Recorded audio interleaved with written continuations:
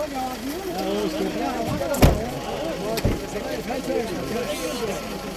Jammu and Kashmir National Conference. All Jammu and Kashmir National Conference.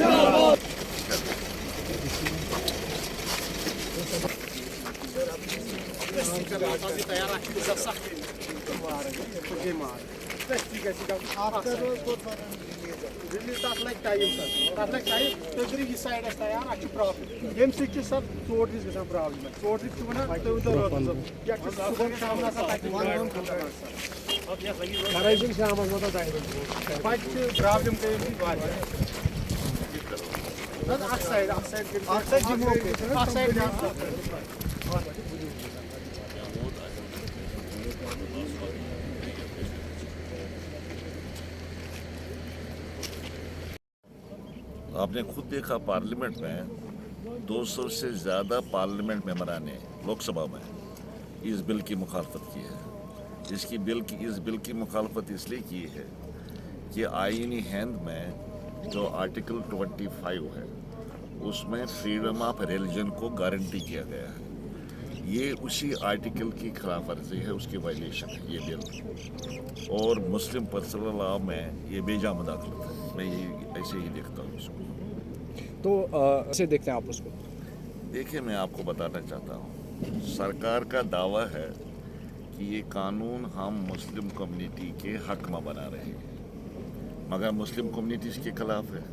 क्या फ़ायदा उस कानून का कि जिन लोगों के लिए आप बना रहे हैं वो इसके मुखालिफ है, तो फ़ायदा क्या उस कानून बनाने का? बनाना नहीं चाहिए। और जो जज्बात है मुसलमानों के सिलसिले में वो तो मजरूह हो गए हैं। उसका सबूत आपको कल पार्लियामेंट में मिला है। आपको 200 से ज़्यादा पार्लियामेंट मेंबरान ने इसकी मुखालफत की है और जायज़ तौर पर मुखालफत की है।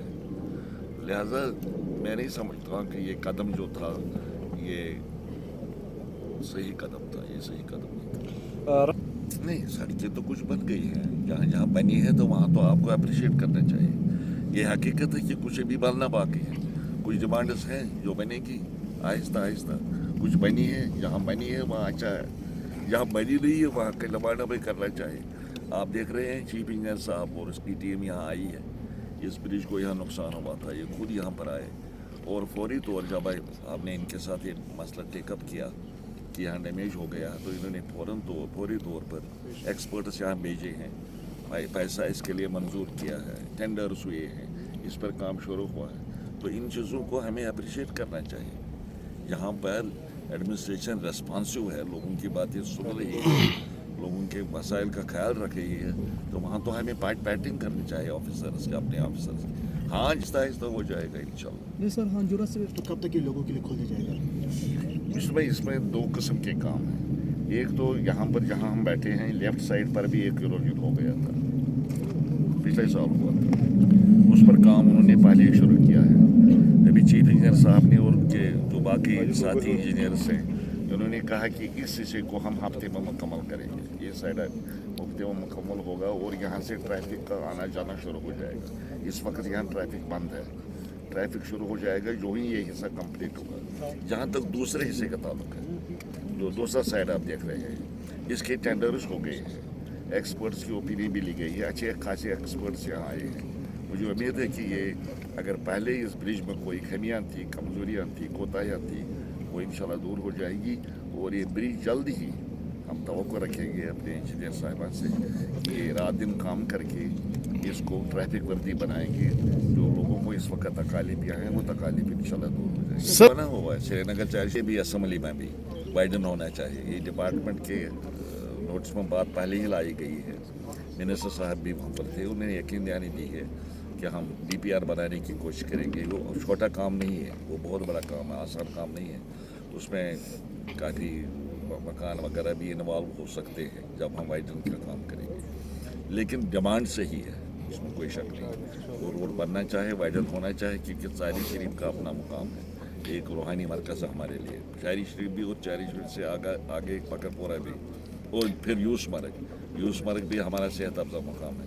हम चाहते हैं कि श्रीनगर से यूस मर्ग तक बाया चाडोरा, चारी शरीफ, पकड़पोरा ये रोड इम्प्रूव होना चाहिए ताकि जो ज़ायरीन को तकालीफ इस वक्त हो रही हैं वो तकालीफ दूर हो اور جو سیاح وہاں آ رہے ہیں بہت بڑی تعداد میں یوسمرگ میں، ان کے لیے بھی آرانا جی نے جو دورہ کیا تھا، جو کمٹمنٹس انہوں نے کی تھی، وہ کمٹمنٹس پوری ہو رہی ہیں، ساری پوری نہیں ہوئی ہے، اس میں ٹائم لگے گا.